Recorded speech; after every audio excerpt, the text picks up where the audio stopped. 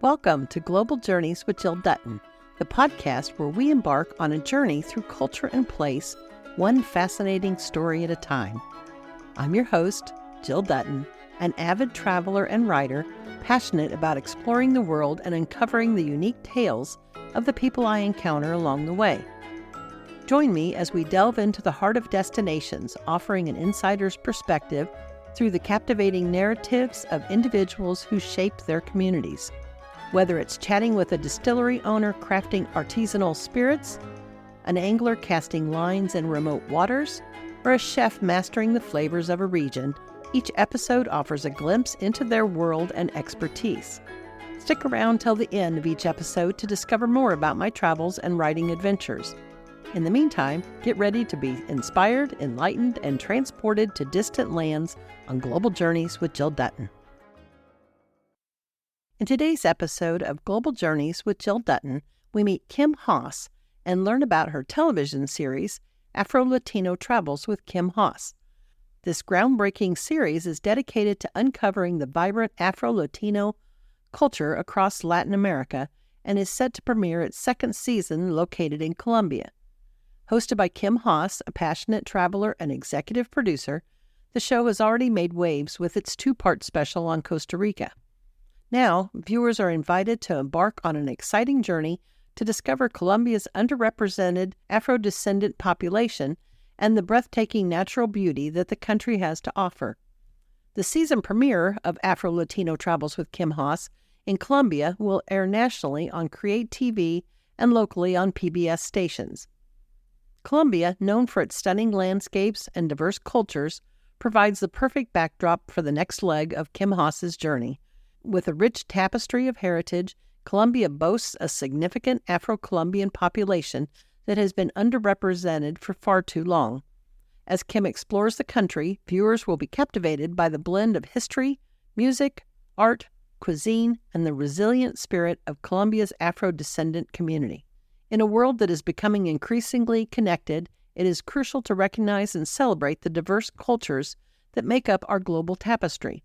According to the Pew Research Center, an astonishing 25% of Latin America's nearly 600 million people have African ancestry. Yet, the contributions and experiences of Afro-Latinos have often been overlooked or marginalized. Afro-Latino Travels with Kim Haas aims to rectify this by shedding light on the remarkable stories and achievements of Afro-Latinos throughout the region. Kim Haas, the executive producer, host, and creator of Afro-Latino Travels with Kim Haas, has been active in Afro-Latino issues for more than a decade and is the founder of Los Afro-Latinos, a blog celebrating Afro-Latino culture. Kim speaks fluent Spanish, Italian, and Portuguese. She is passionate about her work with Afro-Latino Travels, and Kim is extremely proud to be one of the upcoming few Black female travel hosts on public television, leading the path for more to follow.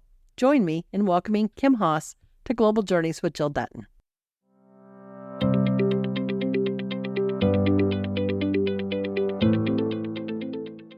Kim, thank you so much for joining me today, and I'm eager to learn more about your television show, what led to its creation, and about your fascinating travels. Really am excited to learn more about this, so thank you for joining me. Oh, thank you so much. I really appreciate it. Your show, Afro-Latino Travels with Kim Haas, it's so unique. So I'm curious, when and how did you first develop the idea for Afro-Latino Travels with Kim Haas?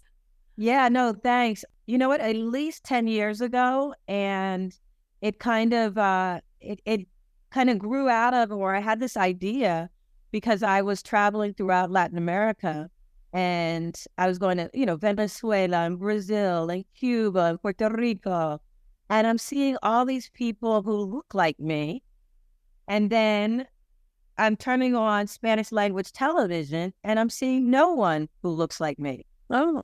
And yeah, and there was a real, there's a real disconnect. There was a real lack of representation, tremendous. Mm-hmm. And I just thought about all these incredible people that I was meeting, that I was seeking out, because I love the arts. So I was meeting dancers and, writers and chefs and musicians and all these wonderful people of African descent in these countries. And yet, when I look at Spanish television, it's like nowhere to be found. And I just thought, what an absolute loss for all of us as human beings when we don't get to meet and learn about everyone. And so that became kind of my mission. That's fantastic. And when was this? Well, this was... That you got the idea? Yeah, at least... I'm sorry, go ahead. No, what you were saying. And just when did you get the idea? At least 10 years ago. So it's been, at least 10 years ago. Fantastic. And then the first show it recently launched? So this is the first show of the second season of Colombia. The first season featured Costa Rica. So we did 2 episodes. We shot 2 episodes in Costa Rica, in San Jose, the capital, and in Limon. And I just love in Costa Rica, they say pura vida. And so I love saying pura vida. So it's kind of like, it's this catch-all for all good things, pure life. I love it. I love pura vida. Oh, that's wonderful. So what was it that inspired your interest in Latin America more broadly? Yeah, so I like to, tell the story that my grandmother took me to Acapulco, Mexico when I was about 6 or 7 years old. And someone in the hotel lobby asked me, did I want to learn how to count numbers 1 a 20, 1 to 20 in Spanish? And so I said, sure. And that was it. I said, from that moment on, I was hooked. I wanted more language, more culture, travel. Yes. And so my grandmother took me to Hawaii and, we traveled, and it just really opened my eyes to the glories of travel and meeting people from all over the world. I just love it. I mean, to this day, I'm still, enamored with meeting people from all over. And so that's how it got started. So thanks to my grandmother and this perfect stranger. Oh, 100% I agree. I'm also a travel writer, and I know this podcast evolved from me wanting to share culture and place through the stories of the people that I meet. So I agree with you 100% that it changes your life. Mine started with a trip when I was a teenager to Europe, but meeting people, learning about their foods and their cultures and everything, it just literally changes your outlook and your perception and everything. So I'm so happy to hear about what you're doing. So speaking of food, are there any particular favorite dishes that you've tried during your travels that you now enjoy making at home? Who did you learn it from and how do you make it? Oh my gosh. So I guess one of my favorite, the tortilla española. And are you familiar with it, Jill? I am not, but it's a side story. I spent time in La Purísima with a couple who she taught us some really incredible recipes, but go ahead with yours. Yeah. No, I love the tortilla española. It's a simple the basic is the egg and potato. And it's kind of like if you're familiar with a frittata or quiche without the crust. And so it's kind of like a thick potato pie with just the egg, and that's the potato is the basic. Yes. And then there's all kinds of, you can bind with spinach sometimes or some other filling. And so when I lived in Spain, junior year in college in Sevilla, I lived with the Pantoja family, and the mother, Catalina, Nina Luque de Castro, I love her name. She used to make tortillas, and I just loved them. And it's just a simple dish of eggs and potatoes, but just so good, so delicious. Yeah. So I would try and make them at home and still try and make them, or my husband will make them. So that's still a favorite of mine, all these years later after living in Spain. And I love traveling to Latin America and having seafood. So I enjoy seafood. I don't know about you, Joe. I love seafood. Yeah. I'm in Kansas where, we have beef. So anytime I'm near the coast, it's seafood. Yeah, so I'm a big seafood lover, so I love that. One of my favorite things about Latin America, well, there's so many, but I love the cuisine and I love seafood. So being by, having a plate of red snapper, yes, maybe grilled with plantains, depending on what country you're in, they'll call plátanos or tostones or patacones in Colombia, and they're fried twice and so good. And then just some beans and rice and overlooking the water like on a beach. And that is like heaven for me. Yes, absolutely. And I'm curious, what is the importance you see in hosting a multilingual show? Thank you for that. I mean, I majored in Spanish, undergraduate and graduate school, and also speak Portuguese and Italian. Oh my gosh. I struggle with it. Go ahead.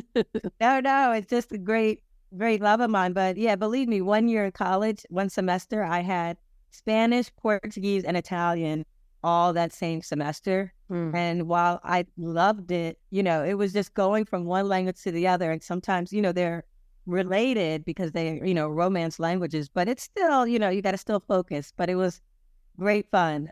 But I think I love, being able to communicate with people in other languages. And I think that is so important. And knowing that, I'll try, I'll speak to someone in Spanish and, oftentimes they'll look at me like, because they're surprised and speak Spanish, but it just opens the door and to let people allow them to speak in their, native tongue and native language. And so much more connection. Say it again?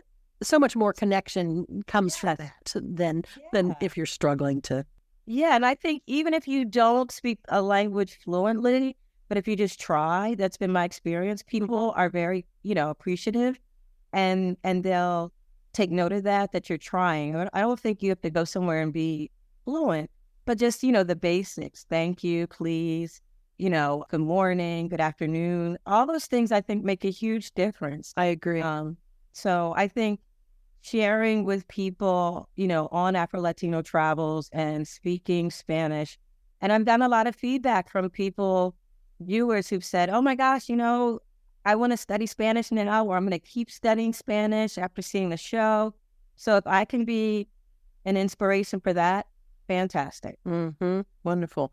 And speaking of Afro-Latino, so as someone who doesn't identify as Yes. Afro-Latino yourself, what is something you learn about yourself from the show? Well, you know what? I guess I'm going to say, and I try to preface this and say, as far as I know, I have no Afro-Latino lineage, heritage, but I say as far as I know. Right. And I think, and I love that question, because when I travel to, these countries, whether it's Brazil or Cuba, even though I'm not Afro-Latino, I mean, I feel a connection to the people, and being of African descent and African American. And, it's just about, if you're familiar with the transatlantic slave route, and that's how people of African descent wound up in what is now the United States, and then how the great majority, 90%, wound up in Central America, the Caribbean, South America. So most people of African descent actually were taken to the Caribbean, Central America, and South America. So I feel like, it was just the boats went, for my family and my ancestors, went one way, went north, and, the boats for the other one went south. And I feel that connection. And if I see someone, I speak to, I try and speak to everybody, but there's that connection when you see someone, I think, who looks like you have a sense of the history, what they may have gone through, somewhat of a shared experience, and at least, or, knowledge and respect. And so while I'm not Afro-Latino, as far as I know, it means a great deal to me to kind of share this, what I consider this bond, and to learn from them. Yes. Thank you. How do you decide which locations to travel to? And what themes do you use to tie the episodes together? Yeah, so it's a bit of it's always really interesting how we select, because, trying to make the long story short, for PBS, you have to come with the shows already produced and ready to air. So for most of, the productions you see, if I'm not mistaken, most are not supported by PBS, especially, producers like myself. I think, maybe like a Ken Burns and people who've been on longer, get support from PBS or CPB, the Corporation for Public Broadcasting. But in general, that means that the producers like myself, we work with the countries, and we are aided by their support to help us in terms of spotlighting their countries. So it requires a bit of, we're talking to the countries to see if they're interested in the shows, talking about where we'd like to go. And then hopefully, countries have budgets for the year. And I can tell you, when I started this, trying to get the show off the ground 10 years ago, none of the countries were interested. None of the countries in Latin America were interested in that we pitched. Were interested in helping us with the show. And so Costa Rica, I happened to be at an event and I saw someone from the Costa Rica Tourism Board, and I started talking to him about, wanting to shoot there. And he was like, oh, that's great. Talk to our PR. Yeah, talk to our PR firm. I did. They loved it. And, you thank people for being so supportive and championing it. And they said, you know what, there's a real need for this. Mm-hmm. And we're going to, support you. And we got the approval, and there you go. Oh, that is so fabulous. It is so fabulous. And your style is really, it's fun and playful and unique and interesting. And so as far as the show goes, then you've got the Colombia episodes that are currently airing on PBS, right? Yes. And listeners, they can check their local listings for show times. And then you've got a Costa Rica. Well, there's a Costa Rica tour that you're going to be leading. Is that correct? Yes. At the end of August. Thank you. And then thank you so much, Jill. Yeah, I'm excited. Mm-hmm. We led a tour 2 years ago in 22, in July, and it was amazing. And so we had many of the people that you see in the show. We caught up with them in Costa Rica. So we had Quince Duncan, who is one of Costa Rica's most revered and Latin America's most revered authors. He gave an amazing presentation about Costa Rica, its history, its Black history.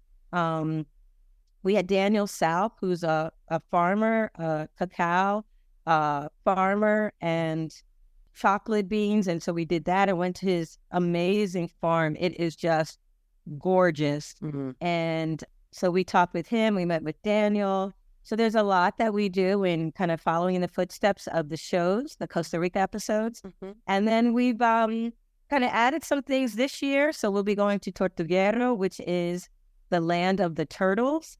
And it's an incredible spot in Costa Rica that isn't as well. It's kind of off the beaten path somewhat. Most times people go to the Pacific side of Costa Rica, but we'll be kind of concentrating on the Caribbean, which is where the highest percentage of people of African descent live. And we've got some really, really neat things. We're going to go meet the Bree tribe, an indigenous tribe in Costa Rica. So I am super excited, and all are welcome. So we'll have all the information on our website. I'll include a link definitely in our show notes as well, but travelwithkimhaas.com is where they can find it if they want to just go there immediately. Absolutely. Thank you. Wonderful. Well, I'm excited to hear about your tours. And then as far as the show, let's chat briefly about the Cali, Colombia episode that's airing now. And thank you. So we have 2 episodes, Cali, Colombia, and then the Pacific Coast. Mm-hmm. And this is an area people are really traveling to Colombia, which is I'm so glad to see. After Colombia had a history, really a civil war, and so now Colombia is coming into its own, which is really nice. And there's so many wonderful places in Colombia. So a lot of people now are traveling to Cartagena or Bogota, the capital. And Cali is kind of considered, right now, it's kind of off the beaten path as well. Less well known, but it's got its own special vibe and rhythm. And speaking of rhythm, it's considered or at least Caleños, people from Cali, consider Cali the capital of salsa. So I do a lot of little salsa dancing, visit the Salsa Museum in the Cali episode. Also go to Petronio Alvarez Festival. And this is a festival every August in Cali that is named after Petronio Alvarez, who was an incredible Afro-Colombian musician. And it's dedicated to really preserving and celebrating Afro-Colombian traditional music. Mm-hmm. So the marimba performers come in from all over, particularly the Pacific Coast. That's the region where Cali is. And I think it's a celebration. It seems like a pilgrimage because people come in on boats and, because there's a lot of waterways and water in the Pacific area region, but people make it, this is really an annual kind of pilgrimage to Cali, to be in Petronio, to connect with each other. It's beautiful. And so you'll see us, we film there in the Cali episode. So there's so much, and I think Colombia is, rightfully so, enjoying just a fabulous moment in time as it's, kind of people are exploring it and learning about it. And it's an incredible place with a really rich Afro-Colombian tradition. Yes, thank you for that. And the Limon, Costa Rica episode, when does that air? So they air throughout the year, and depending on where viewers are located, they can catch them at different times. Okay. You can always go to our website, as you mentioned, travelswithkimhaas.com, and get more information, or, email us, and we'll try our best to figure out where you can catch the shows. Or people can also look on our website, because we allow people to, you can either rent them or purchase them for, minimal cost. But the shows air throughout the year on PBS, as well as Create TV, which is PBS's lifestyle and travel channel. And we just had a marathon on Create. So the 2 Costa Rica episodes and the 2 Colombia episodes were running, and it was a real pleasure and a real honor. Oh, I bet. I'm excited. I'm just seeing the one show so far, so I'm really excited to go just really catch up as many as I can, because I'm fascinated by your travels and your interesting immersion into an area and meeting the people who live there. So thank you. Well, Kim, is there anything that I forgot to ask?